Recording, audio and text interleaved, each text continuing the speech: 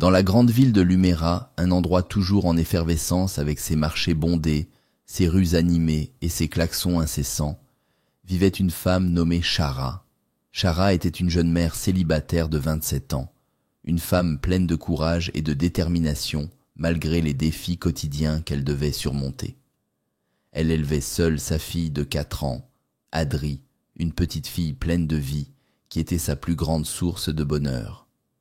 Chaque matin, bien avant le lever du soleil, Chara se levait pour commencer une journée qui s'annonçait souvent longue et éprouvante. Son travail consistait à livrer des colis pour une entreprise de commerce en ligne, traversant les rues chaotiques de Luméra sur sa petite moto. Malgré la fatigue constante, Chara n'avait qu'une priorité, offrir une vie meilleure à sa fille. Adri était une enfant curieuse et intelligente, mais elle comprenait déjà, malgré son jeune âge, les sacrifices que faisait sa mère pour elle. « Maman, pourquoi tu travailles tout le temps ?»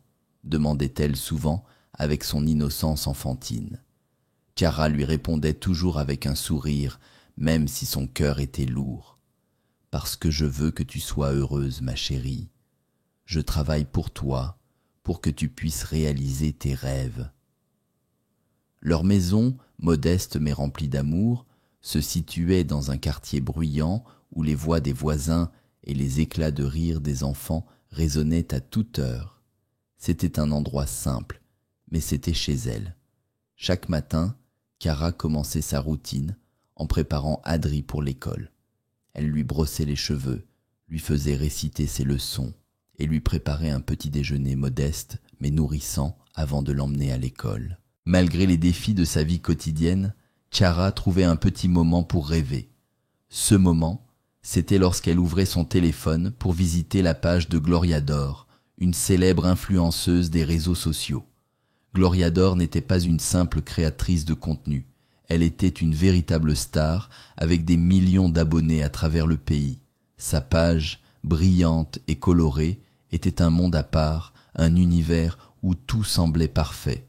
Gloria partageait des photos et des vidéos qui respiraient le luxe, plages de sable blanc, hôtels somptueux, voitures de sport, sacs de créateurs. Ses publications inspiraient l'admiration et l'envie, et chaque jour, des milliers de commentaires affluaient sous ses posts. Mais ce qui faisait d'elle une figure unique, c'était sa générosité. Chaque vendredi, Gloria organisait un événement spécial qu'elle appelait le Vendredi de la générosité.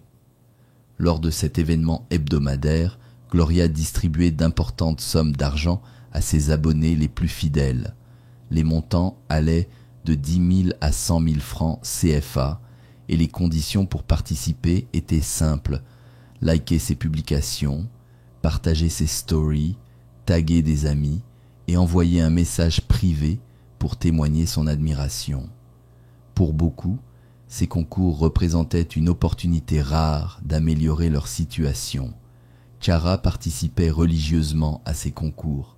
Chaque semaine, elle remplissait toutes les conditions, espérant qu'un jour, son nom apparaîtrait parmi les gagnants. Ce rêve d'être sélectionnée représentait pour elle bien plus qu'une simple opportunité de gagner de l'argent. C'était un espoir de changer sa vie. Un jour, ce sera mon tour, se disait-elle à chaque fois qu'elle voyait les noms des gagnants publiés dans les stories de Gloria. Mais derrière ces moments d'espoir se cachait une réalité bien plus dure. Le travail de Chara était exigeant et son salaire déjà maigre était à peine suffisant pour couvrir ses besoins essentiels.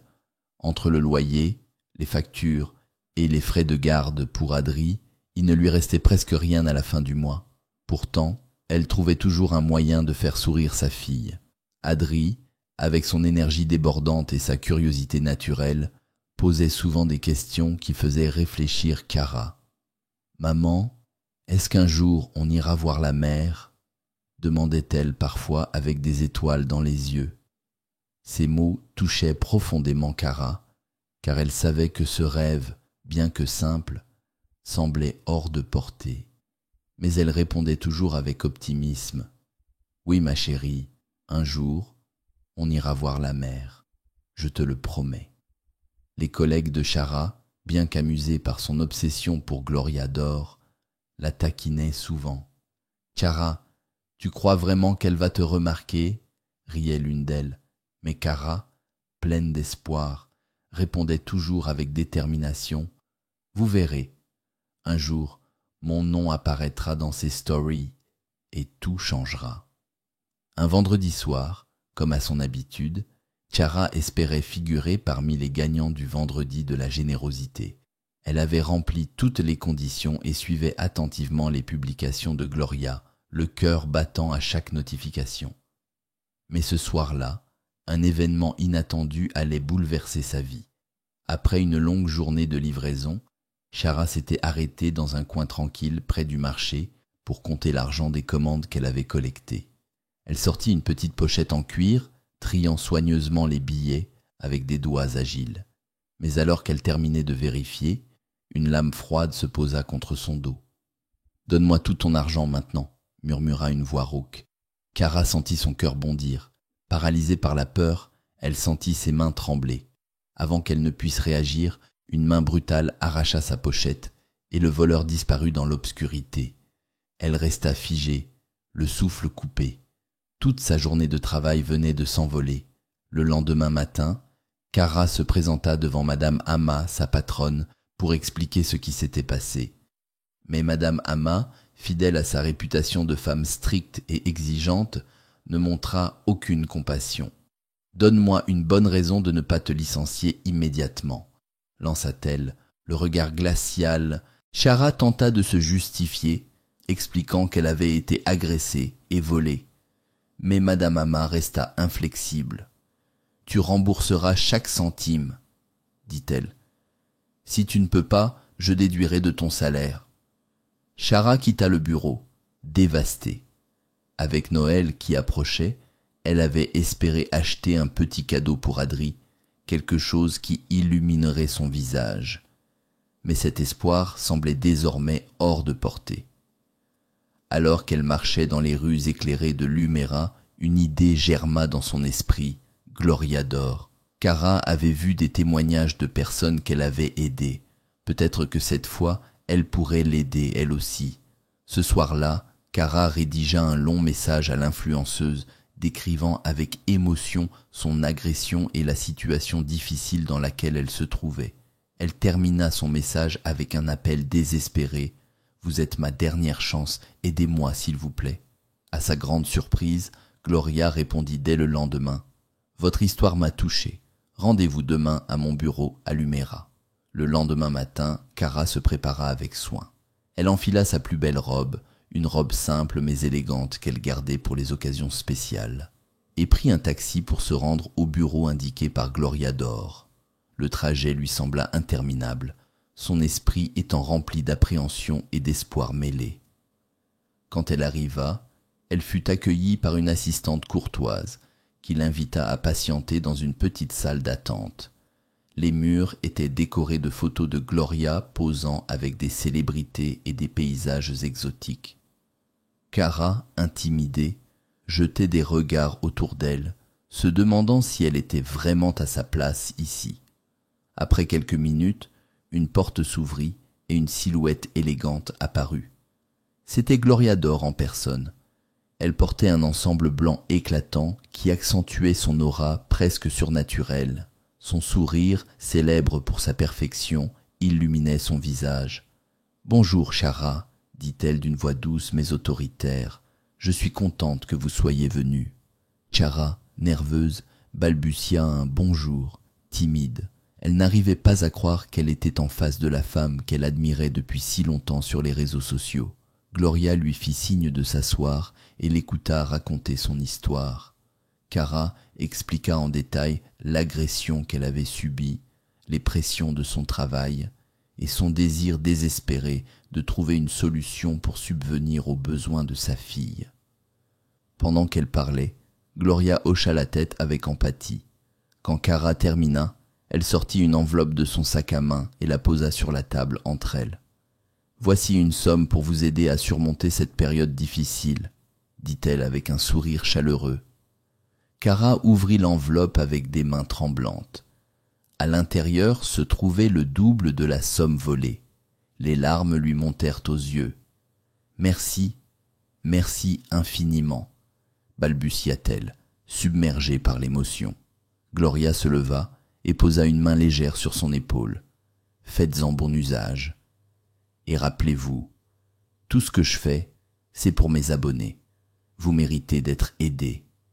Chara quitta le bureau, le cœur léger pour la première fois depuis des jours. Mais une étrange sensation persistait au fond d'elle. L'aide de Gloria, bien que généreuse, semblait enveloppée d'un mystère qu'elle ne pouvait expliquer. Cette nuit-là, Chara fit un rêve étrange. Elle se retrouva dans une vaste plantation de canne à sucre, entourée de travailleurs épuisés. Le soleil brûlait intensément et la chaleur était suffocante.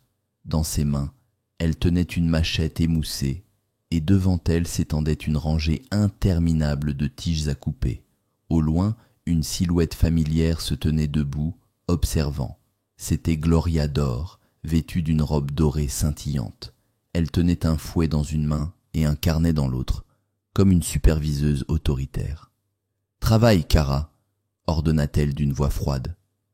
Chara voulut protester, mais aucun son ne sortit de sa bouche. Ses mains se mirent à bouger d'elles-mêmes, coupant les tiges à un rythme effréné. Elle sentait ses muscles brûler, son dos se raidir, mais elle ne pouvait pas s'arrêter. Quand elle se réveilla, son corps était couvert de sueur, et ses bras et ses jambes lui faisaient mal, comme si elle avait réellement travaillé toute la nuit. Elle secoua la tête, essayant de se convaincre que ce n'était qu'un rêve. Mais les nuits suivantes, le même cauchemar revint, chaque fois plus intense. Les douleurs qu'elle ressentait au réveil devenaient de plus en plus insupportables et elle commençait à perdre du poids. Ses collègues remarquèrent rapidement son état. « Chara, tu as l'air malade », dit Tatasia un jour alors qu'elle prenait une pause. « Est-ce que tout va bien ?» Chara hésita à se confier, mais finalement, elle raconta tout, les rêves, les douleurs et l'étrange sensation qu'elle avait depuis qu'elle avait accepté l'argent de Gloria. Tatasia fronça les sourcils. « Ça ne me semble pas normal. Je connais quelqu'un qui pourrait t'aider. C'est un pasteur. Il a aidé beaucoup de gens dans des situations similaires. » Ce soir-là, Tatasia accompagna Chara à une petite église située dans un quartier tranquille. Le bâtiment était modeste, avec des bancs en bois et des bougies qui illuminaient doucement l'intérieur. Le pasteur, un homme d'une 50aine d'années avec une présence imposante, les accueillit chaleureusement. « Parlez-moi de ce qui vous tourmente, » dit-il à Chara, sa voix grave mais bienveillante.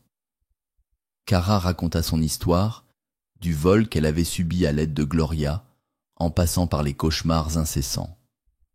Le pasteur écouta attentivement, hochant la tête de temps à autre.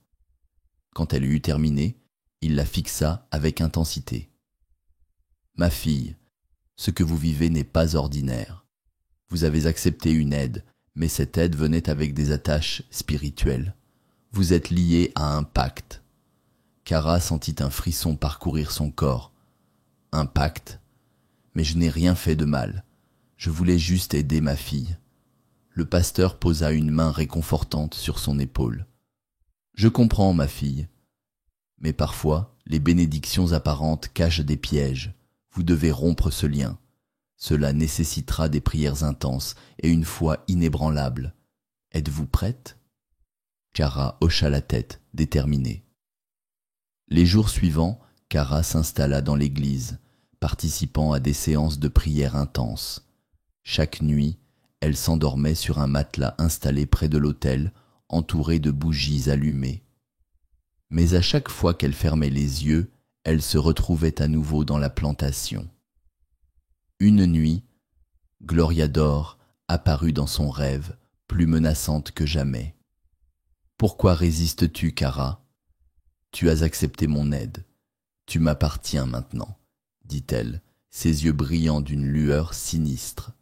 Chara serra les poings. « Je refuse de rester prisonnière. Je reprendrai ma vie. » Le combat entre elles était féroce. Gloria utilisait son fouet pour tenter de soumettre Chara, mais cette dernière, guidée par la foi, trouvaient la force de résister.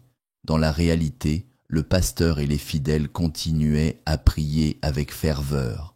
Le combat spirituel dura plusieurs heures, jusqu'à ce que Gloria, épuisée, disparaisse dans un nuage de fumée. Le lendemain matin, Cara se réveilla avec une sensation de légèreté qu'elle n'avait pas ressentie depuis des semaines. Les douleurs avaient disparu et elle se sentait enfin libre. Elle remercia le pasteur et les fidèles pour leur soutien, promettant de ne jamais oublier cette expérience.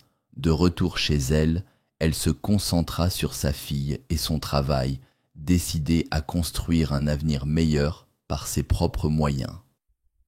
Chara devint une source d'inspiration pour beaucoup, partageant son histoire pour sensibiliser les autres au danger des aides qui semblent trop belles pour être vraies. « Tout ce qui brille n'est pas or », disait-elle souvent. « Soyez vigilants et ne laissez pas le désespoir vous aveugler. » Cette histoire nous rappelle l'importance de la prudence et de la foi. Si elle vous a touché, partagez-la avec vos proches, laissez un commentaire et dites-nous de quel pays vous nous suivez. Ensemble, protégeons-nous des dangers cachés dans notre monde connecté.